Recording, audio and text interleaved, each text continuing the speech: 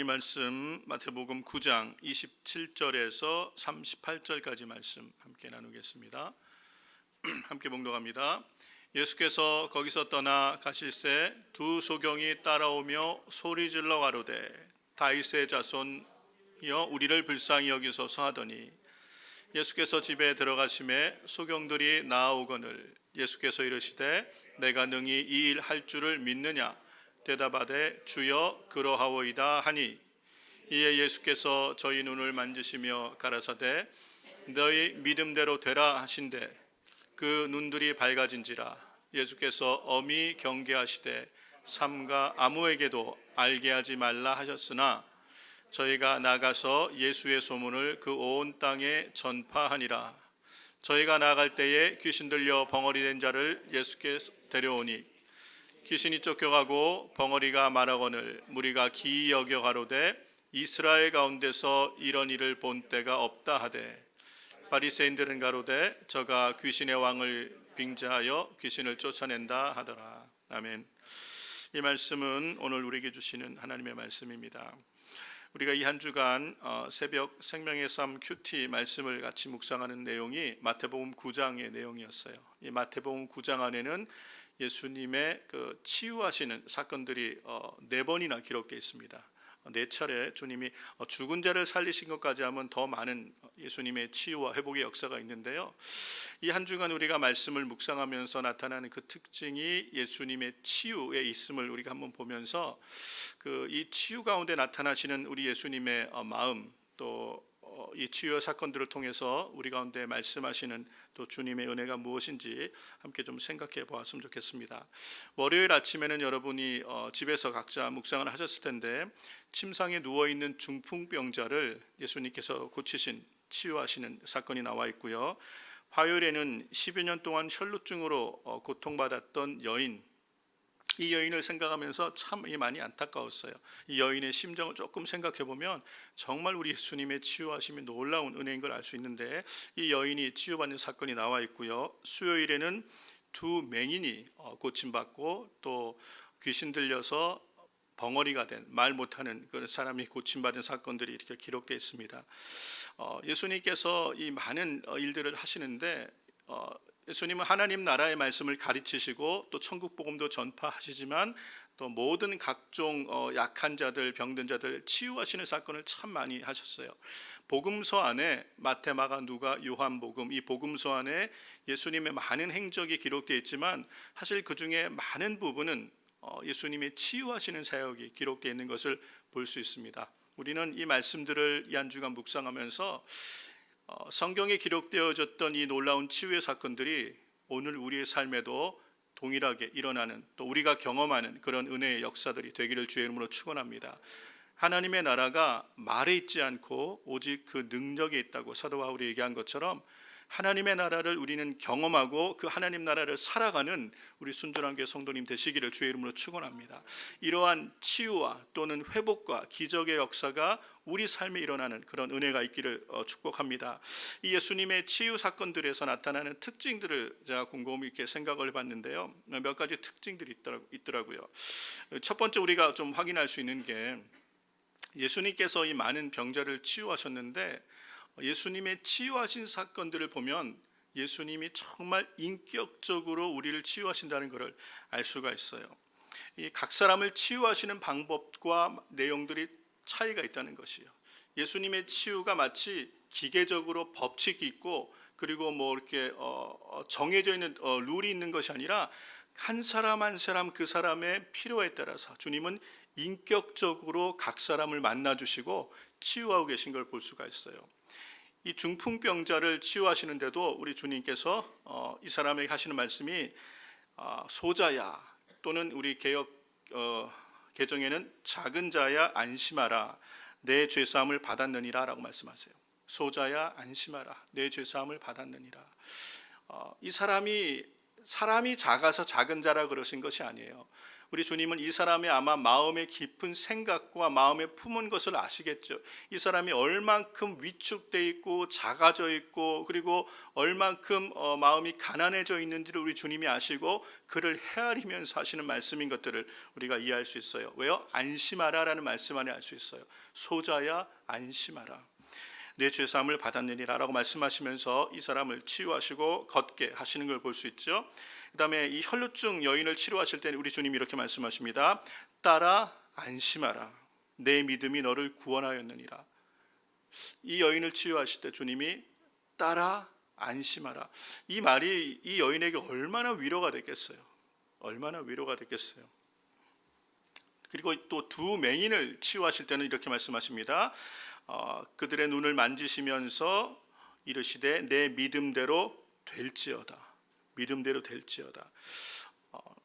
두 사람에게는 말씀으로만 치유하셨는데 이 맹인들은요 주님이 만져주세요. 보지 못하는 이들은 주님의 만지심으로 그들에게 주님의 치유를 경험하게 하십니다. 그렇게 주님은 이들을 치료하시는 걸 볼 수 있어요. 예수님은 우리의 각자, 이 사람들의 각자의 형편과 처지를 아시고 그야말로 정말 인격적으로 만나주시고 회복하시고 치유하신 걸 볼 수 있어요.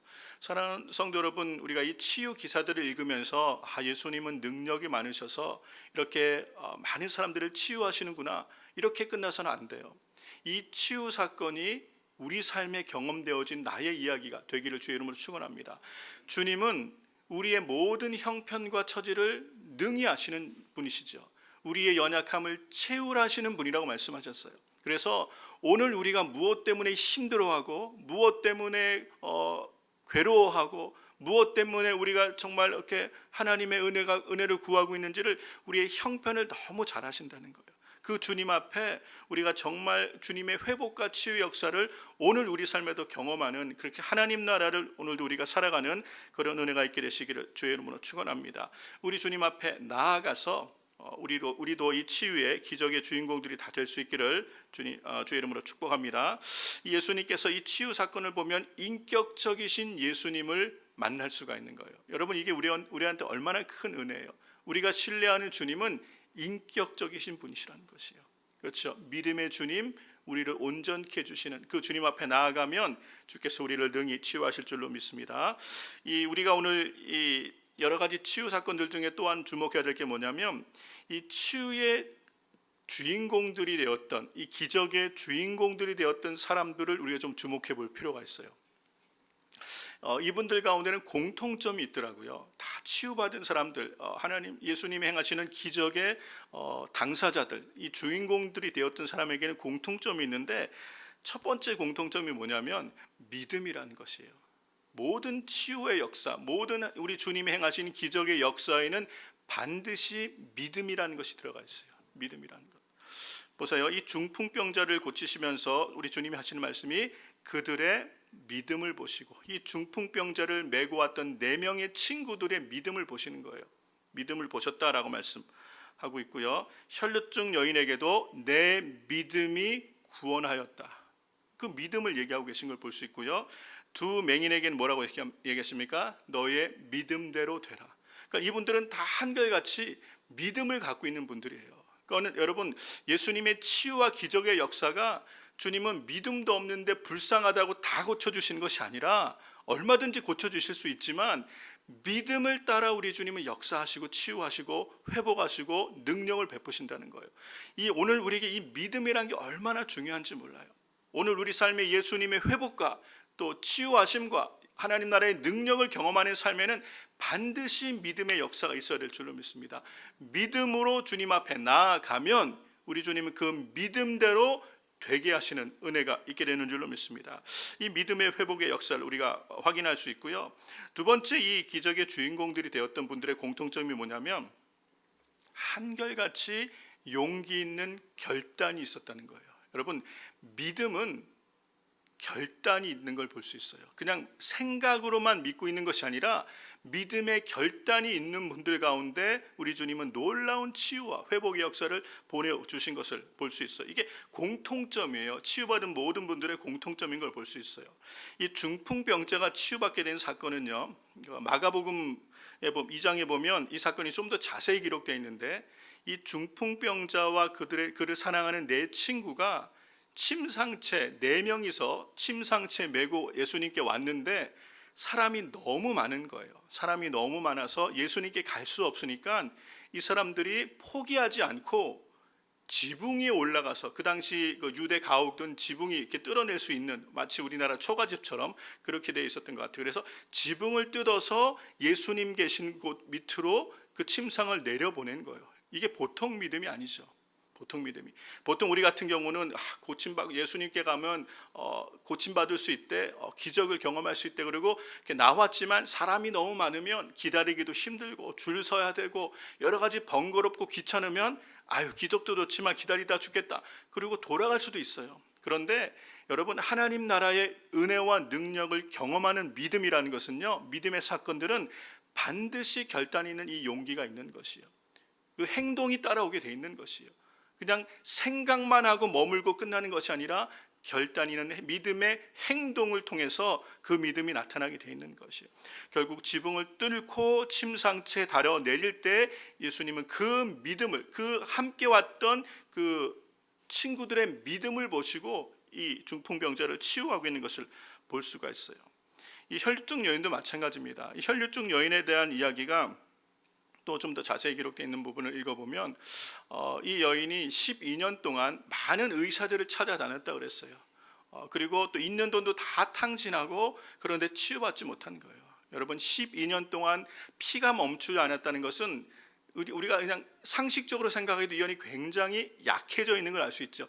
육신적으로 약해져 있죠. 마음적으로도 한없이 약해져 있죠. 그리고 사회적으로도 잊혀지고 많이 소외되고 약해져 있죠. 혈류증이라는 게 뭐냐면 접촉하지 못하는 거예요. 율법적으로 혈류증, 피를 흘리면 불결하다, 부정하다, 그래서 사람들과 접촉하지 못하게 돼 있어요.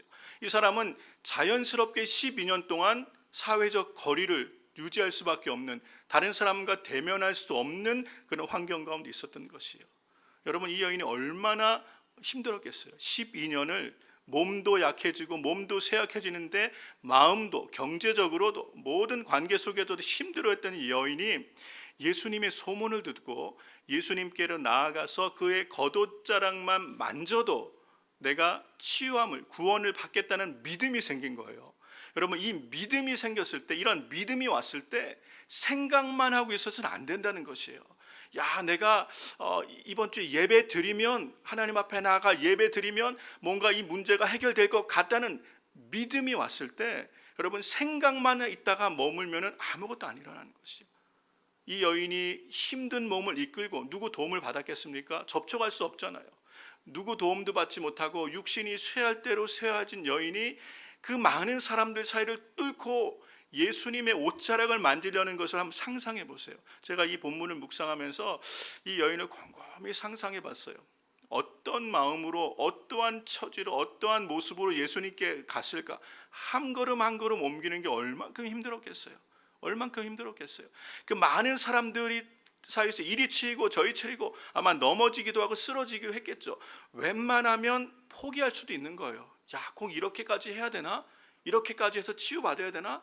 여러분, 그렇게 포기할 수도 있는데, 믿음이라는 것은, 예수님을 향한 믿음이 일단 생기면요, 포기하지 않는 것이에요. 그 믿음은 반드시 우리 앞에 있는 장애를 뛰어넘게 하는 것인 줄로 믿습니다. 이게 진짜 믿음인 거예요. 조금만 우리 삶에 어려움이 왔다도 오면 다 흩어져 버린 믿음은 진짜 믿음이 아닌 거예요. 사실은 우리에게 정말 구원 얻을 만한 믿음이 있을 때는 우리 인생의 앞에 있는 수많은 어려움과 난관을 뚫고 지나가게끔 만들어준다는 것. 이 믿음의 결단, 믿음의 용기, 믿음의 실천이 반드시 따라오는 거예요. 행함이 없는 믿음이 그래서 죽은 믿음이라고 얘기하는 거예요. 야고보 사도는. 이 여인이 그 믿음을 가지고 예수님 앞에까지 가서 그 겉옷자락을 만지기까지 얼마나 힘든 과정들이 많았겠어요. 그러나 결국은 포기하지 않고 끝까지 가서 예수님 옷자락에 손을 댔을 때 치유를 경험한 것이에요. 그러면서 주님이 자신에게서 능력이 나감을 아시고 주변을 보시다가 여인을 보시고 따라 안심하라, 내 믿음이 너를 구원하였느니라. 이 말씀이 얼마나 위로가 됐겠어요. 율법에 의하면 피 흘리는 이 여인, 부정한 여인이 누구를 만지면 큰일 나는 거예요. 그런데 그걸 알고도 예수님의 옷자락을 만졌을 때 우리 주님이 정죄하지 않으시고, 율법적으로 정죄하지 않으시고, 따라 안심하라, 내 믿음이 너를 구원하였다. 이 말씀이 복음인 것이에요.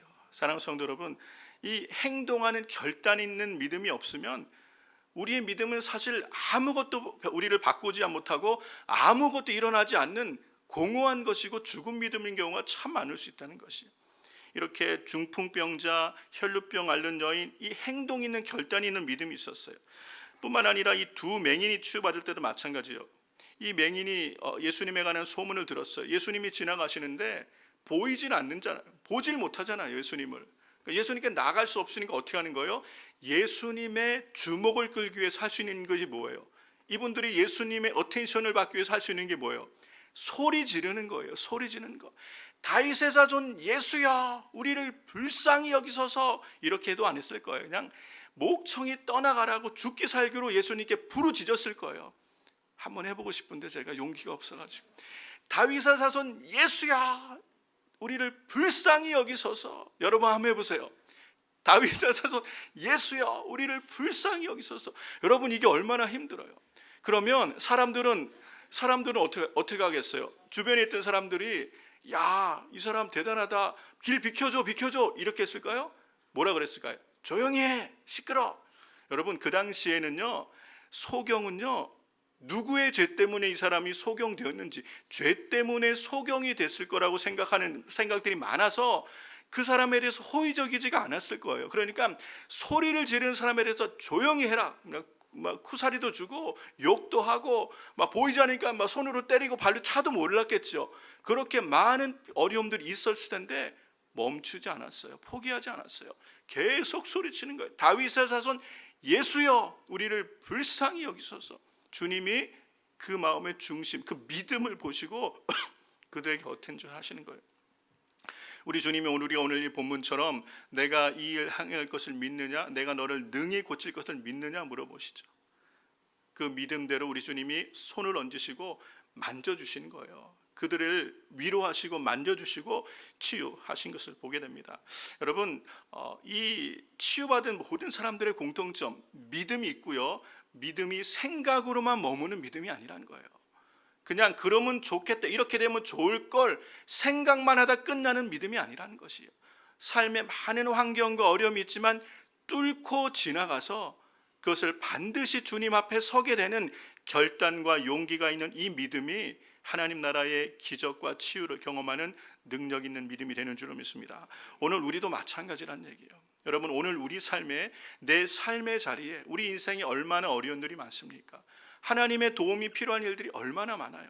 그런데 우리는 이 일들이 좀 잘 되었으면 좋겠다 생각만 하다가 멈추는 경우가 얼마나 많습니까? 우리 자녀들이 좀 잘 됐으면 좋겠다, 이 문제가 좀 잘 해결됐으면 좋겠다, 이 질병이 좀 빨리 나았으면 좋겠다 생각만 하다 끝나는 경우가 얼마나 많아요. 우리의 믿음이 정말 구원 얻는 믿음이 되기 위해서는 결단 있는 믿음의 용기가 있어야 될 줄 믿습니다. 예수님 앞에 나아가는 거예요. 예수님 앞에 나아가는 거예요. 주님의 어텐션을 받을 수 있는 행동 있고 결단 있는 믿음이 있게 되시기를 주의 이름으로 축원합니다. 이 세 번째 우리가 주목해야 될 부류가 있는데요, 오늘 제목이 바리새인은 되지 말자라고 제목을 적었어요. 이 하나님 나라의 놀라운 일들이 지금 9장 안에 일어나고 있는 거, 한 장 안에 이뿐 아니라 귀신 들려서 말 못하는 사람을 예수님이 치유하신 걸 봐요. 이 하나님 나라의 그 놀라운 역사가 지금 계속해서 나타나고 있는데, 이게 이사야 선지자가 예언하신 바로 그 그리스도가 우리 가운데 나타나셨는데, 자신들은 할 수 없는 하나님의 놀라운 초자연적인 기적이 눈앞에서 일어나고 있는데, 이것에 함께하지 못하고 오히려 이것에 대하여 시기하고 모함하고 있는, 예수님을 대적하고 있는 바리새인의 모습을 볼 수 있어요. 이게 마태복음 9장 34절 말씀인데, 이 말씀을 같이 한번 읽어볼까요? 바리새인들은 이르되 그가 귀신의 왕을 의지하여 귀신을 쫓아낸다 하더라. 함께 그걸 모든 것을 목교하고 있던 현장에 있던 다른 많은 사람들은 되어지는 일을 인하여 놀라며 하나님이 하신 일들을 보는데, 이 사람들은 하나님이 하시는 일, 하나님 나라가 지금 임하고 하나님의 놀라운 능력이 나타나고 있음을 보면서도, 하나님의 말씀이 선포되는 것을 보면서도 함께하지 못하는 것이에요. 누구보다도 이것을 알고 깨닫고 함께해야 될 바리새인들이 그렇게 하는 것이에요. 종교적인 엘리트였고 율법에는 정통했던 사람인데 오히려 무지하게 돼서 알아보지 못한 것, 교만하기 때문이라는 것이에요. 여러분, 이 바리새인들은 정말 교만했던 것 같아요. 왜 교만했습니까? 많이 안다고 생각했기 때문에 교만한 것이에요.